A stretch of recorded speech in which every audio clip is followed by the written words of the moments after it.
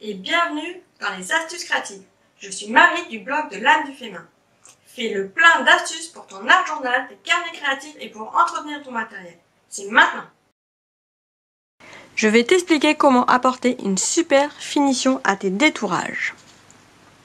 T'est-il déjà arrivé de passer des heures et des heures à détourer de superbes tampons et à observer que tu as un tour blanc qui reste une fois que tu as collé ton tampon? Alors je ne sais pas si tu arrives bien à voir l'épaisseur blanche du papier en fait qui reste malgré un bon découpage. Par exemple ici aussi, peut-être que tu arriveras un peu mieux à voir que voilà, il reste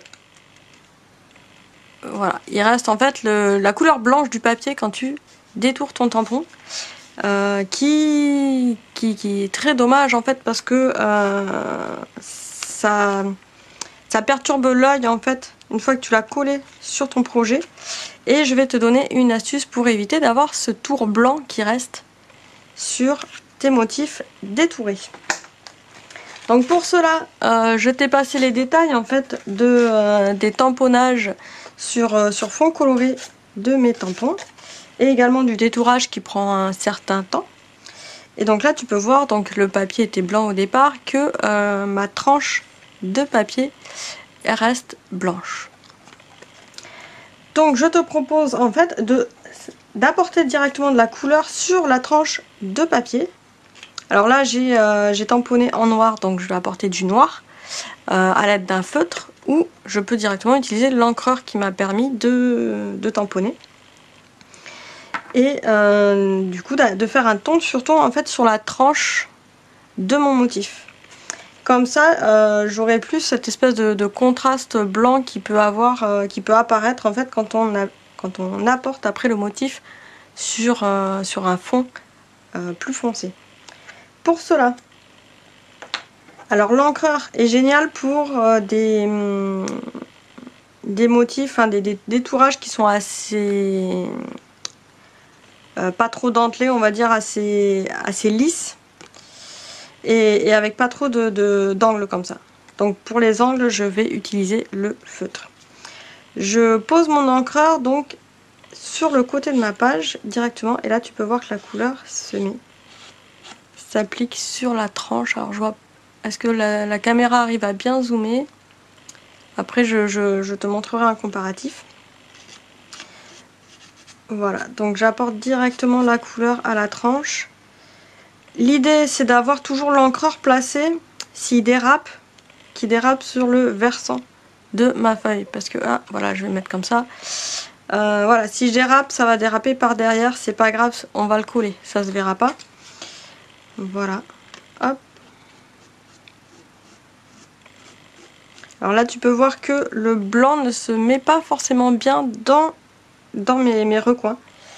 C'est pour ça que j'ai tendance moi à préférer l'appliquer au feutre. Alors le feutre qui permet une application plus précise, je sais pas si c'est pas trop flou à la caméra.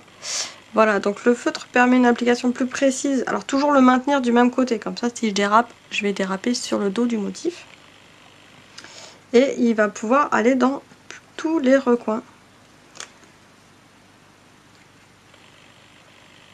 Donc je l'applique sur la totalité du tour de mon motif.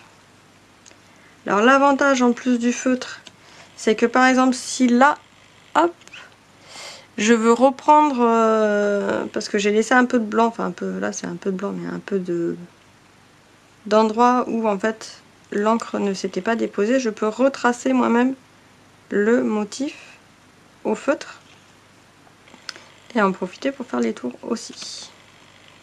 Donc là, les petites antennes, c'est assez fragile, voilà.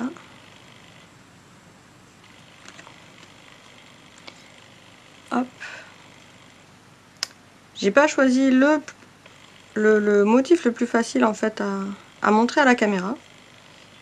Il était facile à détourer, mais pas forcément facile à montrer à la caméra.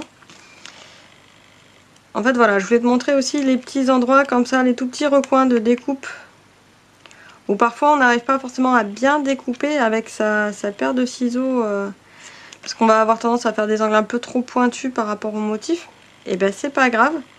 Avec cette astuce là, tu peux rattraper en fait les coups de ciseaux un peu trop anguleux, parce que bah, la couleur, alors là le ton sur ton va donner l'impression que ça fait partie du motif. Hop. Voilà, dans ce sens là. Alors, j'ai commencé par le grand papillon, après ça ira plus vite.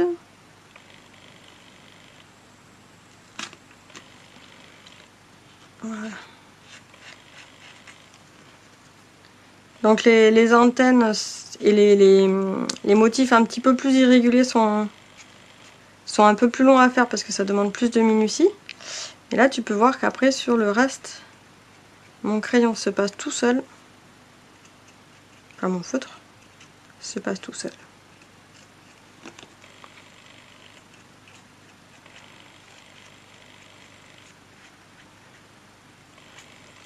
Voilà. Et voilà. Donc là j'ai fait hop, pratiquement tout le tour de mon motif. Alors vu par dessus, tu vas peut-être pas forcément tout de suite voir la différence. Par contre derrière, bah, tu vois bien que y a le pourtour noir qui a été fait. C'est pour ça qu'il faut vraiment prendre son crayon bien toujours dans le même sens dos au motif. Parce qu'au moins bah, si le crayon râpe un peu, ça râpe au dos du motif, mais c'est pas grave, ça se voit pas. Et donc la différence, si je le mets par exemple sur un autre motif, sur un fond coloré.